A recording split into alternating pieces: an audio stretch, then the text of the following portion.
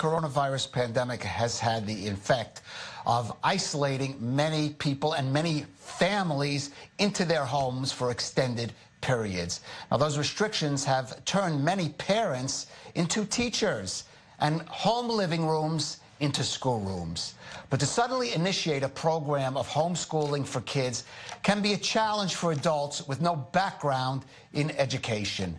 Alongside that, for teachers used to the classroom to now shift into what they call distance learning via the internet can also present unique circumstances requiring some adjustment.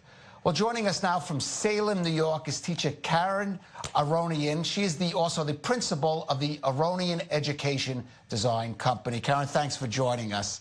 I think in the last couple of weeks, a lot of parents have learned to appreciate the job that teachers do. It's certainly not an easy task. Give us some, perhaps, handy advice, handy tips that parents can use when they suddenly find that they have to start home teaching their kids during this period. Surely. Thank you, Caleb. Good to be with you.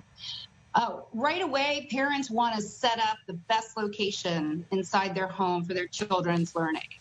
And after a few weeks now, we might reconsider what is that best space. So, for instance, if they were in their room, kind of personal, you want to move to any space outside of their bedroom. That might be even a hallway. You want to optimize their space. You want to have light, like a window that's natural light, which is good. And obviously, you could open the window and get some fresh air in there. You want to make sure the desk or the table you put in front of them is the right height for them. And if it's not, you might want to use some books to prop up the table, get a cushion under their seat, and give them all the comforts of home that they wouldn't get at school.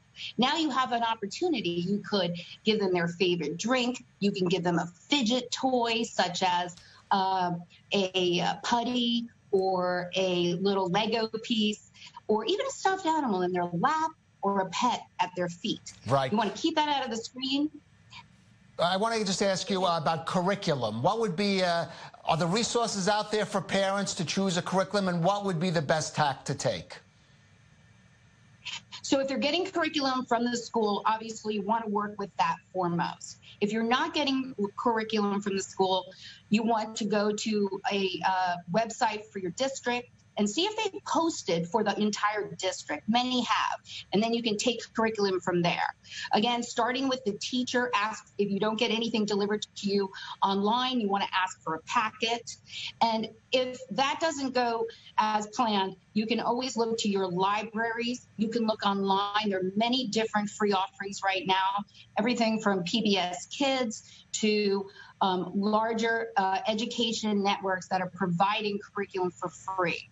Now, what about those? There are some schools or just education systems that are providing learning through what they call distance learning through the internet. So what could parents at home do to help facilitate that process for their children?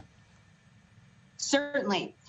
As you mentioned, originally a homeschooling curriculum was done in the house, and it was only about 2 to 3 million people. And now we've scaled up to 70 million people through this distance learning, where parents do need to supervise, possibly help with the curriculum that's coming to them.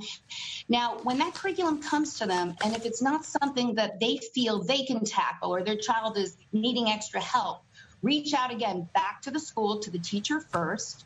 Thereafter, you're going to want to reach out to the district. And thereafter, reach out to free sites like tutor.com, which provides access through your libraries for free. They have online tutors every day of the week, and this is a one-to-one. All right, sounds great.